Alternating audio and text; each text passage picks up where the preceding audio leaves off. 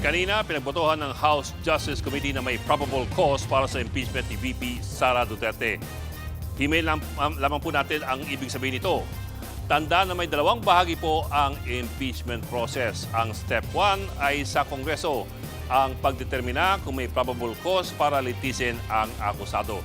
Para po yang sa piskal na kailangang magdesisyon kung isasampa ang kaso doon po sa korte.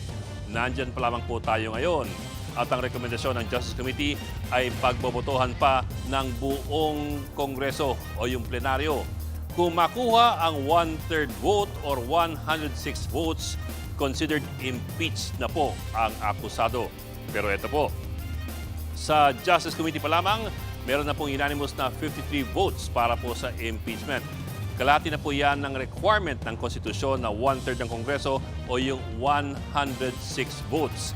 Sa makatwid, hindi na po ganun kahirap na ma-impeach muli si VP Sara Duterte. Tandaan po, iba ang impeached at iba naman ang convicted. Kaya nga po sabi ng marami, ang impeachment po ang easy part. Ang conviction naman po ang harder part. Pagkatapos ng impeachment ng Kongreso, aakyat na po ang trial ng impeachment court sa Senado.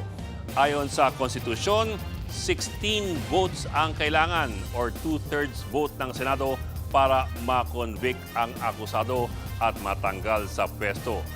Bakit natin sabi na ito ang hard part ng impeachment process? Well, sa unang tingin pa lamang po, kukulangin na ang boto para sa conviction kung pagbabasehan lamang kung sino ang nasa majority ngayon at kung sino ang nasa minority. 15 lamang ang nasa majority, 16 na po na boto ang kailangan para sa conviction. At sa lagay na yan, hindi pa ganun kasigurado sa marami sa kanila. Halimbawa po, si Senador Pia Cayetano, kapatid po ng pinuno ng minority na si Alan Peter Cayetano. Ang magkapatid na Villar, matagal pong nakahanay sa Pro-Duterte Group.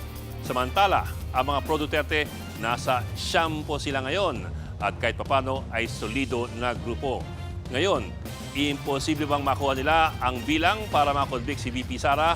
Wala naman pong imposible sa politika.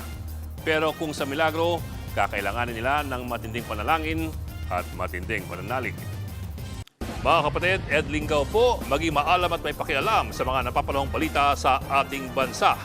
Para sa mas malilimang pagtalakay at paghimay sa mga issue at headlines, mag-follow at mag-subscribe sa social media pages ng News 5.